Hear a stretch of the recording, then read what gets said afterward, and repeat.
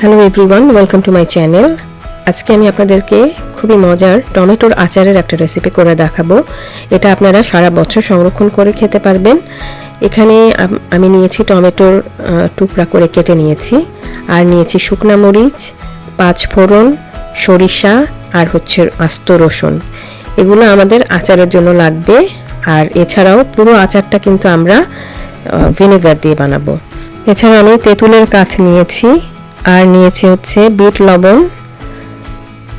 তো প্রথমে কড়াইতে আমি যখন গরম হবে তখন সরিষার তেল দিয়ে দিলাম, এবং দিয়ে দিলাম তার মধ্যে আমাদের সেই আচারের সব মশলাগুলো দিয়ে হালকা করে একটু ভেজে নিচ্ছি।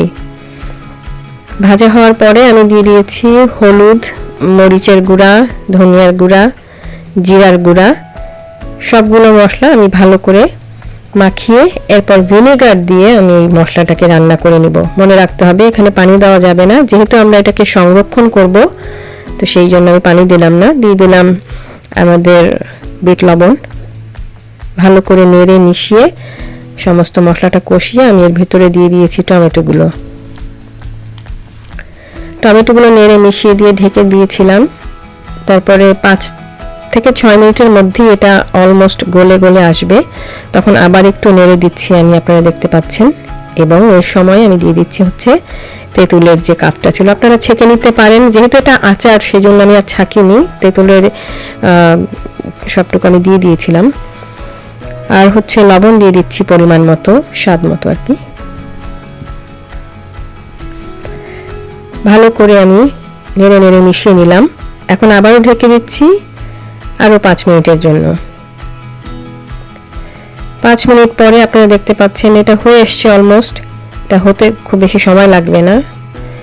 তো এর মধ্যে আমি এখন দিয়ে দিলাম স্বাদ মতো চিনি। আপনারা যতটুকু পরিমাণ বানাবেন টেস্ট করে দেখবেন, যদি চিনি অ্যাড করতে হয় চিনি অ্যাড করবেন। এর মধ্যে দিয়ে দিলাম চিলি ফ্লেক্স, যেটা ভাজা মরিচের গুঁড়া। দিয়ে দিলাম 1 টেবিল স্পুন চাট মশলা, এটাও স্বাদ মতো দিবেন। তারপর আরও একটু ভিনেগার, আমি আরও 1 টেবিল স্পুন ভিনেগার দিয়ে এটাকে আমি আবারও নেড়ে নেড়ে ঢেকে রান্না করে নিলাম আরও 5 মিনিট। তো আমাদের আচারটা তৈরি হয়ে গেছে। তো এই আচারটাকে আপনারা কিন্তু একটা জারের মধ্যে রেখে 2-3 মাস খেতে পারবেন। এটাকে আপনারা ভাতের সাথেও খেতে পারবেন, এছাড়াও আপনারা চাইলে স্ন্যাকের সাথেও কিন্তু খেতে পারবেন। যেমন সিঙ্গারা বা সামনে রোজা আসছে, আপনারা রোজার মধ্যেও কিন্তু যে কোনো ভাজা পোড়ার সাথে এটাকে স্ন্যাকের সাথে আপনারা এটাকে খেতে পারবেন সসের মতো করে।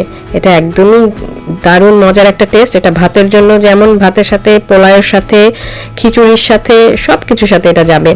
আর এটা বানিয়ে রাখলে আপনারা এইভাবে যদি ভিনেগার ইউজ করেন তাহলে স্টোর করে রাখতে পারবেন 2-3 মাস, এবং ইজিলি এটাকে আপনারা খেতে পারবেন। আপনারা দেখতে পাচ্ছেন আমি পুরো জারটাকে ভরে তার উপরে আরেকটু চিলি ফ্লেক্স দিয়ে দিচ্ছি দেখা সৌন্দর্যের জন্য।